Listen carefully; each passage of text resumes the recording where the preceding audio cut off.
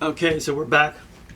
Looks like 20-some seconds got taken off the recording somehow. So I was just going over, I don't know how much of it, but I was talking about how the Glock connector has to be actually pushed in and how this thing actually moves around, and that's an issue. So I don't know what the count is right now. I'm not keeping track, but let me just do that. So because this is important stuff, guys, for you guys to follow. So we have 3 on the bar. 1, 2, 3, 4 things on the bar, and we have 1, 2 things on the safety plunger. So far, this is just one aspect of this. That's 1 on the connector. Okay, and like this right here is not. You'll see one of the things on my connectors is that gets kind of smoothed out and done with proprietary edge and all that stuff. That way, even after 70,000 rounds, you're not going to have some kind of cut in it right there. That's what causes that. What causes this mark right here that we saw in this bar, right there, the cut line, which is right there,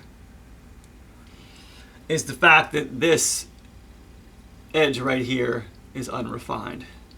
This, which I would call the ledge of the connector, is unrefined. And just judging too, just by pushing this a little bit, it doesn't seem to be, when you push the Glock, it's just like a nice buttery spring steel. This is just kind of stiff, and probably adds to why that holds against there would pin it. Why the reset was so crappy and the actual break action was really bad. But this is a 3.5 connector nonetheless. All right, so we got all that going on. So I would actually say there's 2 issues with the connector. There's more, but we're not gonna pick. For me, just from some things I'm seeing here. Anyway, so we got these 3 out of the way. So last, let's go to the striker. Now remember, this is a brand new gun. So there's some telltale things on here that absolutely, undoubtedly show me that this is not a brand new striker. And this is probably not the striker that was in the gun originally, because if you can see the cut line, get my pointer, if you can see a cut line there, and the same one, let me turn this a little bit, right there, line there, line there. That's wear from the spacer. And there is no way you are telling me that after, well, it's really not wear from the spacer per se, it's wear from the channel. Let's put it this, we'll put this in this gun, show you. So this is wear from, I can't get this through here, from rubbing on this and this side in this U slot. So back and forth, coming back and forth right there, you're going to get some wear. But once again, that kind of wear, I mean, this is a high round count wear. Not to mention, I mean, like, you can see how awesome the face of this is because I've already done it right there. It's not completely done, but I started reworking this lug face. It's not completely done, but I had to take a line that was cut into it. There was like your typical line that was cut through the copper nickel plating, and that takes a while for it to happen too. So best bet, this was not the original that came with the gun. So it's not that it's an issue, it's just wear, you know what I mean? And just because of what happened with the safety plunger too, and I wish I had left the demarcation here. So, and you've seen that on some of my other videos where, if you look at this part right here, you can see right in this little corner, if I turn it right there, it's kind of marred. You'll see where steel kind of builds up, and that's because of the way that it's interfacing with this piece right here. And we can already see the wear on this. This tends to be a little stronger steel than this. And that's why what happens. And like I said, what happens is when this hits and grabs it, it spins it and spins it. So that's what you're seeing there on these parts. And this is that's kind of like I get it. You can't take I couldn't take too much more off there, but to leave a little bit of that nickel copper, there we go. You can see it, the nickel copper right there. I mean, I just as soon got that off of there, but hey, that's me. Okay, so that was two things that were wrong with the striker. So I just got a little tally count right here that I'm keeping. So that's 4, 5, 6, 7, 8, 9, 10 issues in the firing system.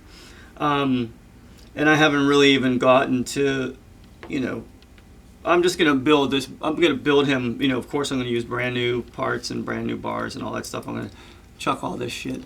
I'll try to save the shoe, but we've talked about that. He knows I don't love aluminum shoes. I'll try to save the shoe, which is, I don't know until I get into it what the deal with it is. And build the trigger group around that, but I don't know how that's going to go. So we'll continue with this after I build the trigger up, possibly. I don't know if I'm going to show another video about it. When it's done, I might, I don't know. But the point is, and it's just like that other gun. Did that thing all switch on me again? It's just like that other gun that I showed you guys. It was, that was the other company that, I didn't even mention their name, that built the gun. Yeah, there was just, when you're paying this kind of money for these types of things, and you get them back and they just don't feel good, and then you send them to someone and they're like, well, there's a reason they don't feel good, and the reason is because A, B, C, and D, you're going to be left with some buyer's remorse, and that kind of sucks. And I've seen it with a lot of different companies out there, and at the end of the day, it just compromises the weapon. You know what? Let me bring this up. Wide angle that. Hey, what's up? So,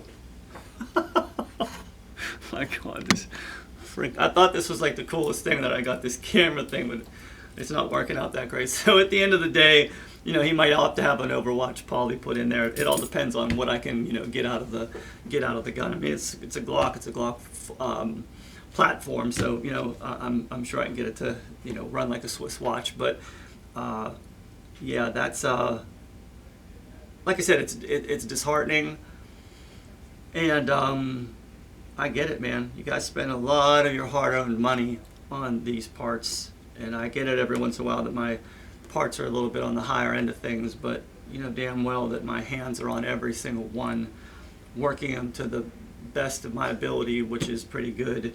And they don't leave here unless they're in the realm of like phenomenal. I'm also going to do a short video on one little modification that you need to make every once in a while with the competition trigger, to make it readily available, because it's the most common. It's just the over travel stop set screw needs adjusted sometimes, because I'm trying to push these guns to their max. If it's a combat gun, it's not going to happen. With a competition gun, I'm really trying to push them. So every once in a while, I might pull that trigger and it's not going to break. It just needs backed out a little bit, and everyone gets the trigger and is like, happy, and unboxes it, puts it in. They're like, mother fucking Johnny Glock.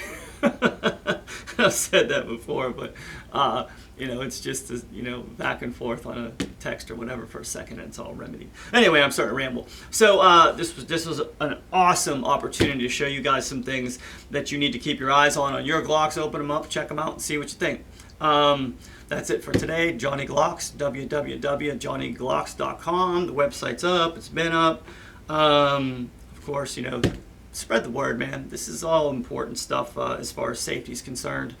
And hopefully, I've been gaining ground with followers and stuff like that, but I really would, really would like to get this information out to more people, because the more people that have this, especially the way the Glock market is today, it's weird. It's just been buyer beware. It's for better or for worse. There's just craziness going on here, and it's high ticket price craziness, and honestly, it's stuff that you can't bet your life on, and that's what firearms are used for, to protect your life. So with that said, check your stuff, double check your stuff, and we'll catch you next time. All right, Johnny Glock, take care.